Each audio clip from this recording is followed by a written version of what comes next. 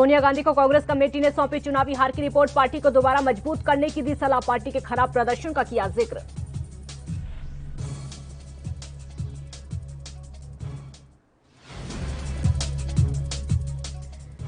दिवंगत बॉलीवुड अभिनेता सुशांत सिंह से जुड़े ड्रग्स केस में कार्रवाई। एनसीबी ने बांद्रा में एक ड्रग पेडलर हरीश खान को किया गिरफ्तार।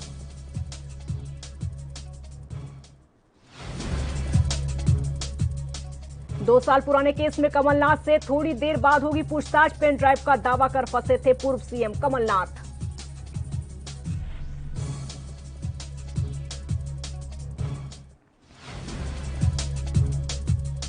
और उत्तर प्रदेश के गोंडा में बड़ा हादसा। सिलेंडर में ब्लास्ट के बाद ढहे 2 मकान, 4 बच्चों समेत 8 की मौत, 6 गंभीर घायल। लखनऊ रेफर।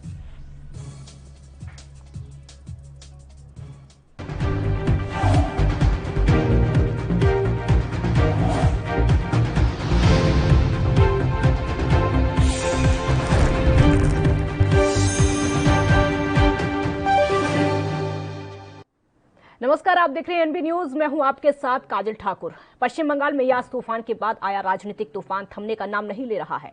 केंद्र सरकार ने ममता बनर्जी के उन सभी दावों का खंडन किया है जिसमें उन्होंने कहा था कि पीएम की अनुमति लेकर ही वो बैठक से दीघा के लिए रवाना हुई थी।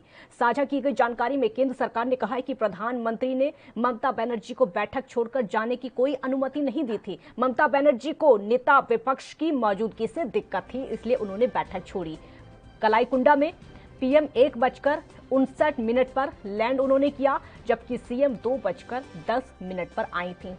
सीएम को वहां पर एडवांस में पहुंचना चाहिए था, लेकिन उन्होंने ऐसा नहीं किया। आपको ये बता दें कि इससे पहले केंद्र के आरोप पर सीएम ममता बनर्जी की ओर से कहा गया था कि उन्हें लैंड करने में देरी कराई गई। मीटिंग की जगह लास्ट मिनट में बदल दी गई। मीटिंग में एंटर नहीं करने दिया और इंतजार करवाया गया। ये भी कहा कि बैठक में वो पीएम मोदी की इजाजत लेकर ही गई थी।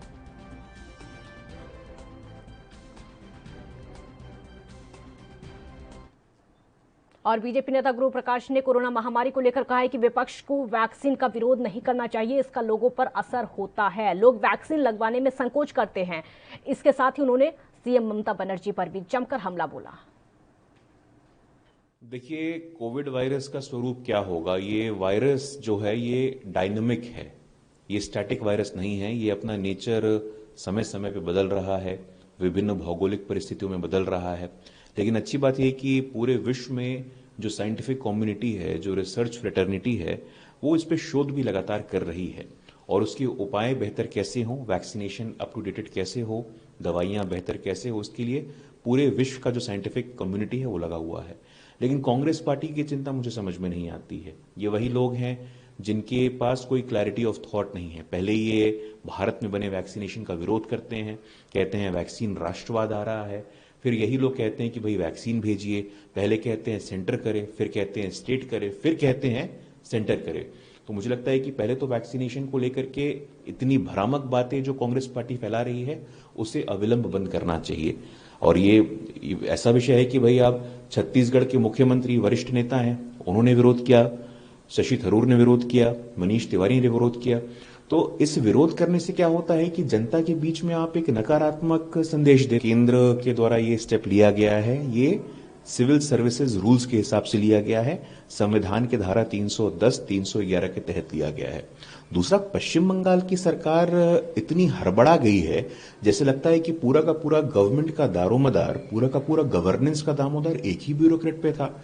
यही दुर्भाग्य है कि लोकशाही में, लोकतंत्र में, जहां जनता के द्वारा भेजे गए प्रतिनिधियों की सर्वोच्च आवश्यकता होती है, उनके ऊपर जिम्मेवारी होती है, सारा का सारा काम जनप्रतिनिधियों के द्वारा अफसरों को डेलीगेट कर देना ये उचित नहीं है। और हम लोग देखा भी कि किस प्रकार पिछले 10 वर्षों में सामाजिक आर्थिक इंडिकेटर्स पे पश्चिम बंगाल कैसे विफल रहा है।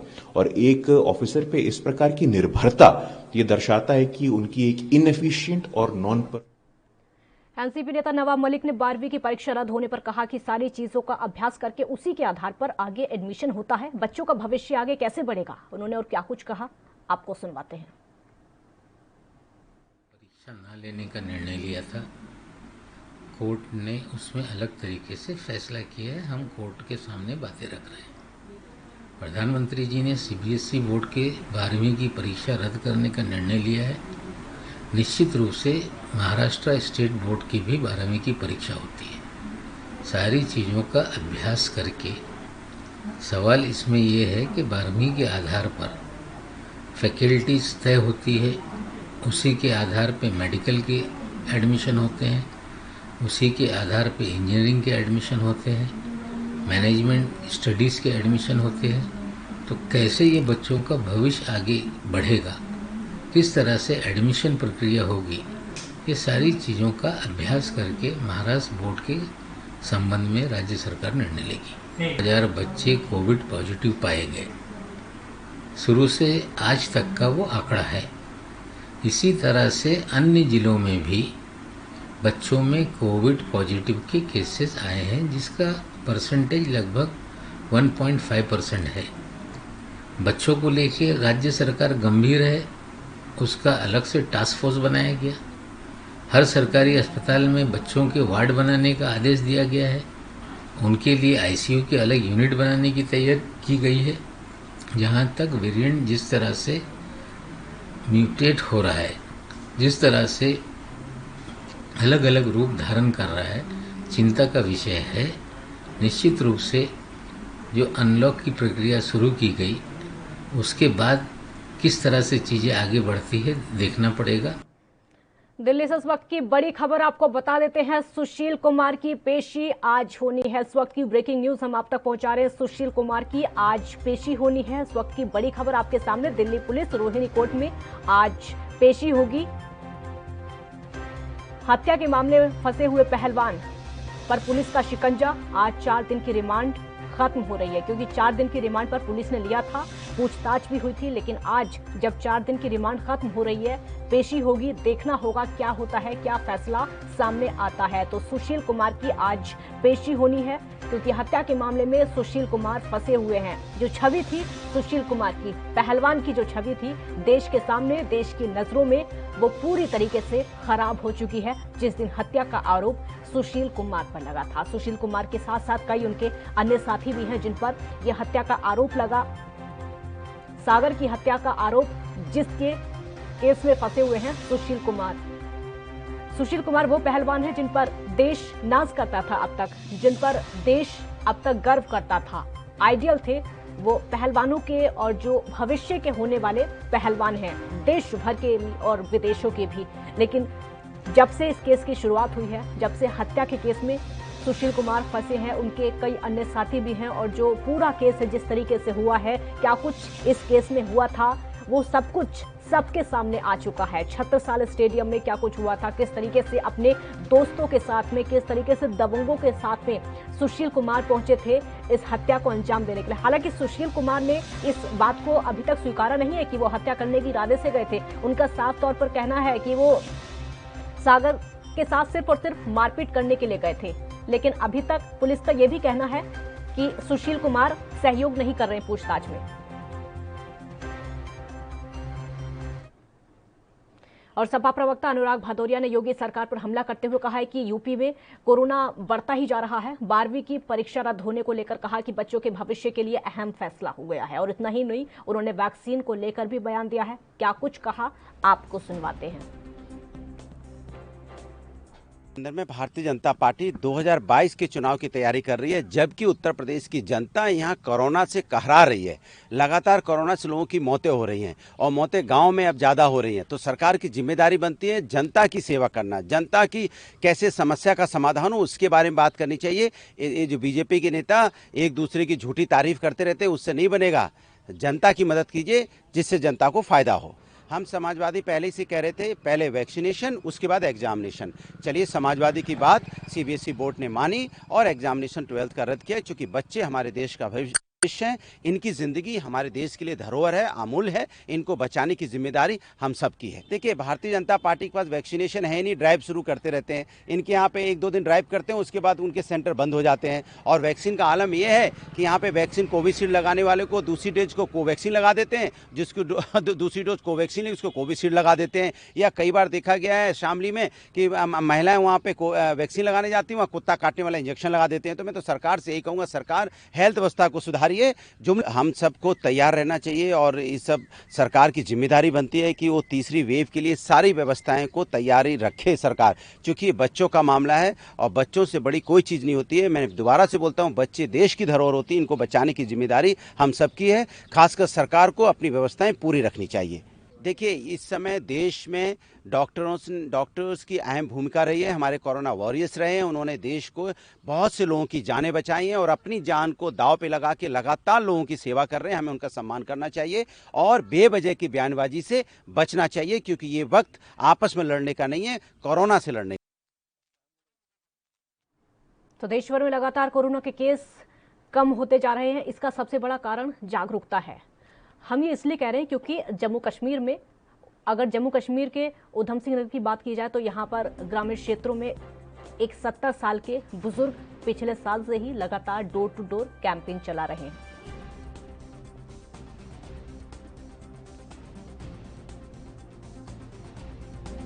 बात करें दिहाड़ी में तो हमारा इस time vaccination drive full scale पे चल रहा है। अभी हमारा जो लास्ट सेशन हुआ 130 क्रॉस हुआ था, आज भी सेशन कंटिन्यू है और अभी तक 17 क्रॉस कर चुके हैं, 19 हुए हैं जिन्होंने वैक्सीन कराया और यहाँ पे अभी 45 प्लस की चल रही है वैक्सीनेशन।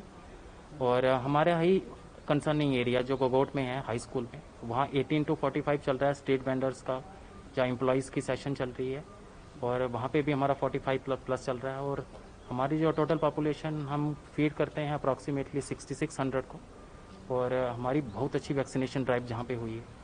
लेकिन फिर भी गांव में लोग इतने पढ़े लिखे नहीं होते, किस तरह से लोग आ रहे हैं और किस तरह का रिस्पांस और आपके पास किस तरह की फैसिलिटी उनके लिए है?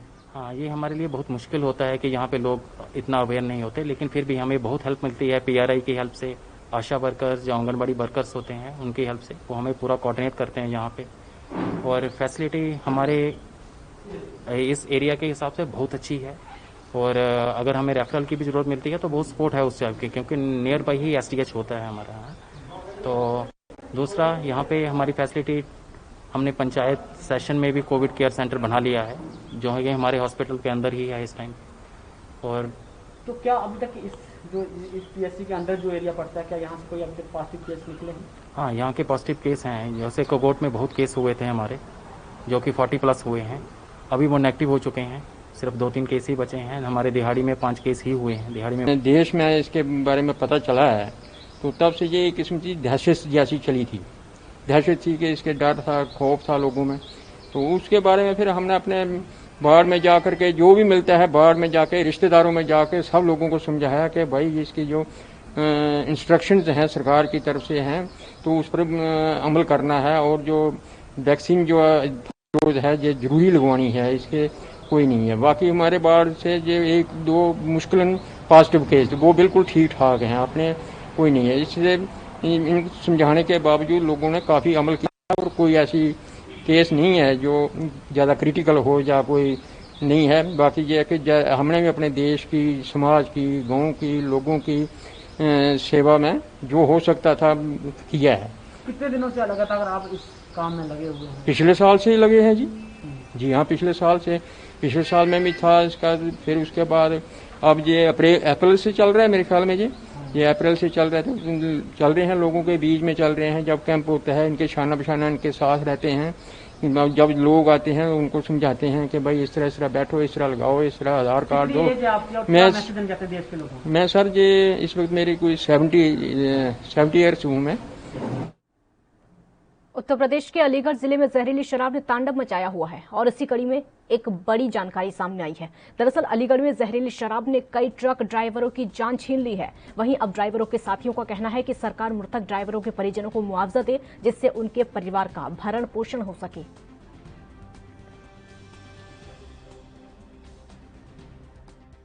जहरीली शराब से मौत हो गई है।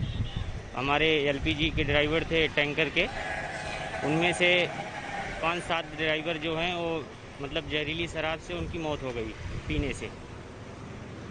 तो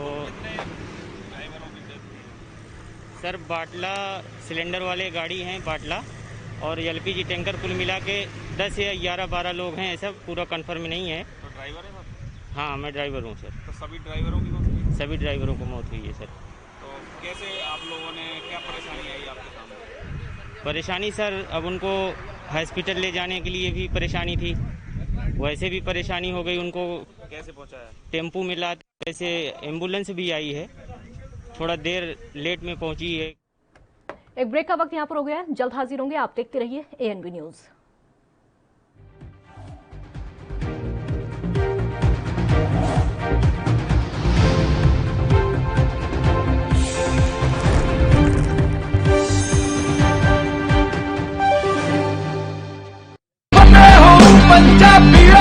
फतेह किट ਦਿੱਤੇ ਨੇ ਕਿ ਤੁਹਾਨੂੰ ਕਿਤੇ ਜਾਣ ਦੀ ਲੋੜ ਨਹੀਂ। ਅਗਰ ਤੁਸੀਂ ਪੋਜ਼ਿਟਿਵ ਹੋ, ਸਟੇਜ 1 ਦੇ ਵਿੱਚ ਹੋ, ਲੈਵਲ 1 ਦੇ ਵਿੱਚ ਹੋ, ਆਪਣੇ ਘਰ 'ਚ ਜਾਓ, ਫਤਿਹ ਕਿਟ ਤੁਹਾਨੂੰ ਮਿਲ ਜਾਊਗਾ। ਬਿਮਾਰੀ ਦਾ ਕੀ ਦਵਾਈ ਲੈਣੀ ਹੈ, कैसे ਲੈਣੀ ਹੈ, ਸਾਰਾ ਕਾਗਜ਼ ਵਿੱਚ ਹੈ। ਕੋਈ ਬੰਦਾ ਆਊਗਾ ਜਿਹੜਾ ਤੁਹਾਨੂੰ ਦੇਊਗਾ ਔਰ ਉਹ ਸਮਝਾਊਗਾ ਵੀ ਤੁਹਾਨੂੰ, ਉਹ ਤੁਸੀਂ ਲਓ। ਫਤਿਹ ਹੋ ਪੰਜਾਬੀਓ, ਫਤਿਹ ਹੋਊਗੀ।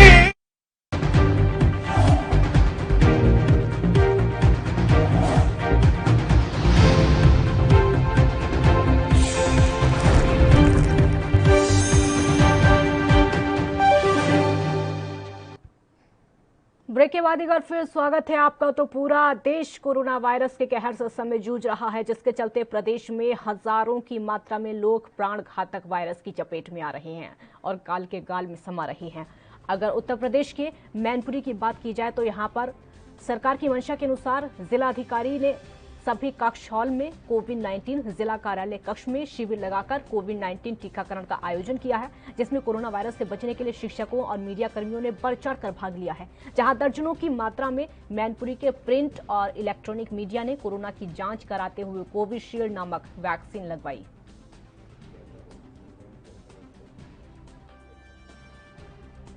1 जून से पूरे जनपद में 18 वर्ष से ऊपर के 44 वर्ष तक के लोगों के लिए वैक्सीनेशन का कार्य प्रारंभ किया गया है, जिसमें से पत्रकार बंधु जुडिशरी, जो हमारे सरकारी अध्यापक हैं, अन्य सरकारी कार्मिक हैं, उनको विशेष कैंप लगाए गए हैं और आम जनता के लिए भी हमने 8 जगहों पे व्यवस्था की है, जहाँ पे आप CoWIN app.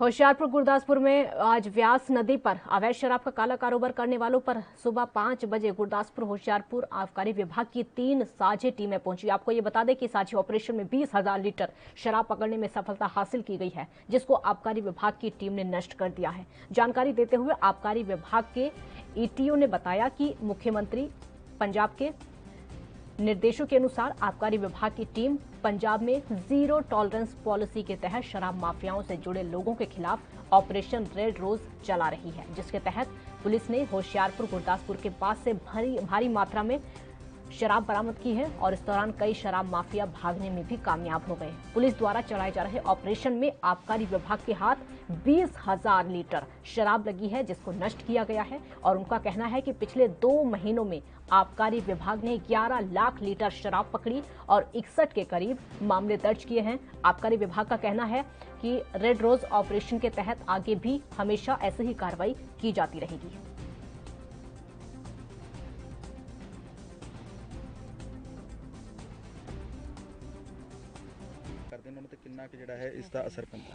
Operation red rose के तहत ही ये जी है मैक्सीमम कार्रवाई हो रही है। वैसे भी रेगुलर कार्रवाई होंगी है तो काफ़ी जोड़े बंदे इस धंधे नाल जुड़े हुए हैं, काफ़ी उन्होंने असर पै रहा है। और भी आगे सामान पकड़ा गया, काफ़ी मात्रा पकड़ा गया। अगली रणनीति किस तरह की होगी? अगली रात रेगुलर चलेगा ऑपरेशन जोड़े। बीजेपी सांसद राजेंद्र अग्रवाल ने कहा कि हमारा नेतृत्व तो हमेशा एक्टिव रहता है और जनता के बीच में काम करता है।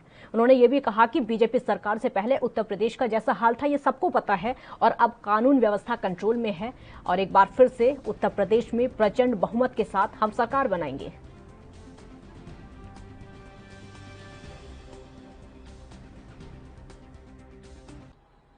नहीं, बिल्कुल ठीक कहा है। मैं तो खुद भी इस बात को मानता रहा हूं कि अभी 325 सीटें हमारे पास हैं, हम इस संख्या को और बेहतर करेंगे। और उसका कारण यह है कि तो जिस प्रकार से केंद्र में माननीय मोदी जी का नेतृत्व है, प्रदेश के अंदर योगी जी का नेतृत्व है और जिस प्रकार के विकास की एक संपूर्ण गति के साथ उत्तर प्रदेश में काम हुआ है, यानी कानून व्यवस्था से शुरू करें, यदि 2017 से पहले जो स्थिति उत्तर प्रदेश की थी उसको सब लोग सोच करके भी अभी भी भय खाते हैं, तो कानून व्यवस्था का विषय हो चाहे वो बिजली की व्यवस्था की बात हो, सड़कों की बात हो।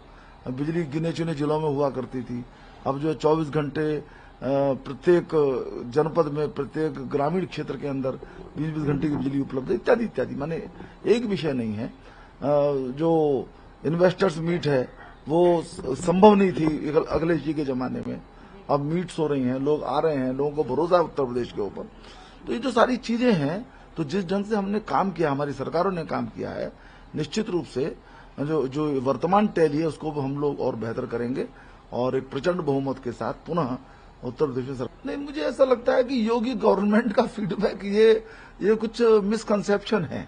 ये देखिए, भारतीय जनता पार्टी 12 महीने और 24 घंटे काम करने वाली पार्टी है। चुनाव हो चुनाव न हो, निरंतर हमारे कार्यकर्ता, हमारा संगठन, हमारा नेतृत्व सक्रिय रहता है और ये एक्सरसाइज चलती रहती है, मिलना जुलना, कहां पर कुछ क्या इनपुट्स आ रहे हैं, तो वही है। और जरा सा चुनाव क्योंकि निकट है, इसलिए उस ढंग से हाईलाइट वो हो रहा है। जो हमारे राष्ट्रीय संगठन महामंत्री हैं BL संतोष जी, वो सभी से मिले हैं, माननीय मुख्यमंत्री से मिले हैं, प्रदेश अध्यक्ष से भी मिले हैं, उप मुख्यमंत्रियों से मिले हैं, मंत्रियों से भी मिले हैं, अन्य पदाधिकारियों से मिले हैं। तो ये एक प्रकार की पूरा जो इश्यूज हैं, क्या समस्याएं हैं, ये जो सारी बातें हैं, ये स्वाभाविक रूप से होना भी चाहिए। इसमें कोई ऐसा नहीं है कि उनकी कोई इनपुट्स उनके बारे में लिए जा रहे हो। तो ये एक रूटीन एक्सरसाइज है, क्योंकि हम नेचुरली हम एक जिम्मेदार पार्टी के नाते भी ये हमारा एक काम है कि इन बातों से की जानकारी लें और उसके। देखिए, कोरोना नियंत्रित हुआ है, इसमें कोई संदेह नहीं है कि जो दूसरी लहर थी, ये पहली लहर से भी बहुत अधिक भयंकर थी, यानी 5 गुना इसकी गति थी। और कोई कहे, देखिए, कि हमने ये कह दिया था, किसी ने इस प्रकार की भविष्यवाणी नहीं की थी, कोई ऐसा अनुमान नहीं था। और ये था कि दूसरी लहर आ सकती है। प्रधानमंत्री जी इस विषय में सावधान भी करते रहे मार्च की बैठक में। उससे पहले भी जब भी कभी उन्होंने जनता के सामने आए, उन्होंने इस विषय में जरूर कुछ न कुछ बात कही, आग्रह किया। परंतु एक माहौल बन गया था कि भाई कोरोना खत्म हो गया, उसमें से लापरवाही पैदा हुई, उसमें से शायद ये दूसरी जो लहर है बहुत प्रचंड हो गई। तो शुरुआती कठिनाइयों के बाद, जिसके अंदर ये बात निश्चित है कि नुकसान बहुत हुआ, कुछ अनपेक्षित मृत्यु भी हुई है, बहुत दुखद है वो, लेकिन अब कोरोना नियंत्रण में है। जो चिकित्सा व्यवस्थाओं का जो विस्तार है वो भी किया जा रहा है। और मैं समझता हूं कि तीसरी लहर यदि आने की आशंका जैसी बताई जा रही है, उसकी भी तैयारी हो रही है। तो उत्तर प्रदेश के अंदर, जैसा देश में सारा चल रहा है, उत्तर प्रदेश के अंदर भी बहुत स्थिति। उत्तर प्रदेश के झांसी जिले में मऊरानीपुर में फल सब्जी लेकर जा रहे छोटा हाथी पिकअप का अचानक टायर फटने से हादसा हो गया है, जिसमें लगभग 5 लोग गंभीर रूप से घायल हो गए हैं। बाकी राहगीरों की मदद से घायलों को उपचार के लिए जिला अस्पताल पहुंचाया गया, जहां 2 की हालत गंभीर बनी हुई है। आपको बता दें कि ज्यादा खराब होने के चलते चिकित्सकों ने मेडिकल कॉलेज झांसी के लिए भी उनको रेफर किया। वहीं घटना की सूचना मिलते ही पुलिस मौके पर पहुंची और मामले की जांच शुरू की गई है। घटनाग्रस्त वाहन को कब्जे में ले लिया गया है।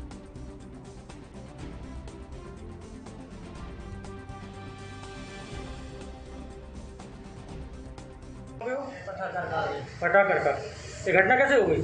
ये घटना यहाँ से माने सब्जी वब्जी लेके जा रहे थे यार, मऊरानीपुर से। मऊरानीपुर कहाँ जा रहे थे? पटाकर का। अच्छा, एक्सीडेंट कहाँ पे हुए? के बीच में। काय से हुआ? वो छोटा हाथी से। छोटा हाथी और छोटे हाथी है। तो क्या हो गया गाड़ी में? क्या बैठ गया, पंचर हो गई। अच्छा, तो क्या टायर फट गया था? टायर फट गया था। तो पलटे कितने लोग घायल हो गए उसमें 4-5 गाड़ी थी? छोटा हाथी। छोटा हाथी कहाँ से जा रही थी? मऊ से बंगरा जा रही थी। तो क्या गाड़ी का टायर फट गया? पंजाब के पटियाला सेंट्रल जेल के वीसी संचालक जतेंद्र कुमार को पटियाला जेल प्रशासन ने जेल के अंदर बंदियों को नशीला पदार्थ सप्लाई करने के आरोप में गिरफ्तार कर लिया है, जिसमें बड़ी मात्रा में 50 ग्राम अफीम के साथ और भी नशीले पदार्थ बरामद किए गए हैं। जानकारी के अनुसार पुलिस द्वारा त्रिपुरी थाने में जतेंद्र कुमार के खिलाफ मामला संस्था 170 दर्ज किया गया था और पुलिस द्वारा कोर्ट में पेश करके रिमांड हासिल की गई थी। बड़े खुलासे किए जाने की संभावना जताई जा रही है।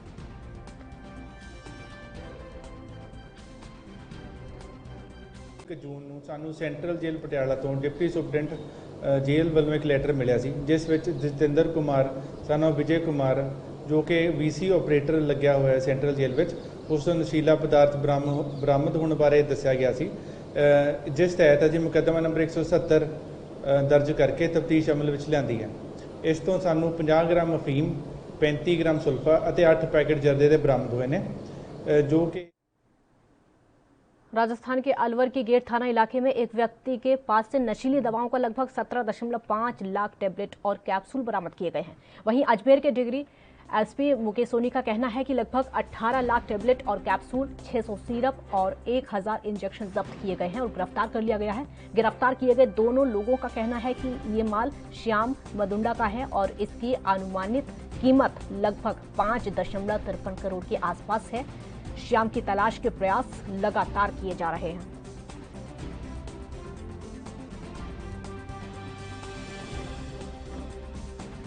के पनपते कारोबार को देखते हुए एसपी साहब के द्वारा विशेष टीम का गठन किया गया था। इस संबंध में पूर्व में भी जयपुर आयुक्तालय से जो सूचना प्राप्त हुई थी उस आधार पर एक मुकदमा दर्ज करके लगभग 5.5 करोड़ के आसपास की दवाइयां जब्त की गई थी। इसी क्रम में कई मुलजिमों को पूछताछ के लिए भी लाया, कई लोगों को किसी रिमांड पे भी लिए।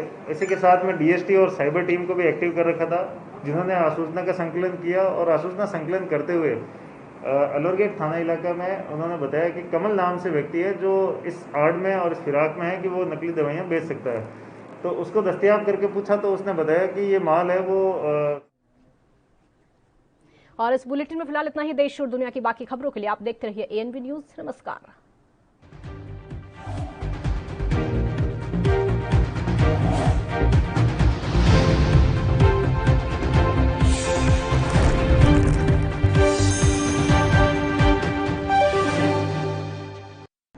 यात्रीगण कृपया ध्यान दें, ANB express news on wheels Tata sky, Airtel, Facebook page, Instagram, Jio TV, Google play, YouTube और ऐप स्टोर पर रात 9 बजे ANB न्यूज पर आ रही है। धन्यवाद।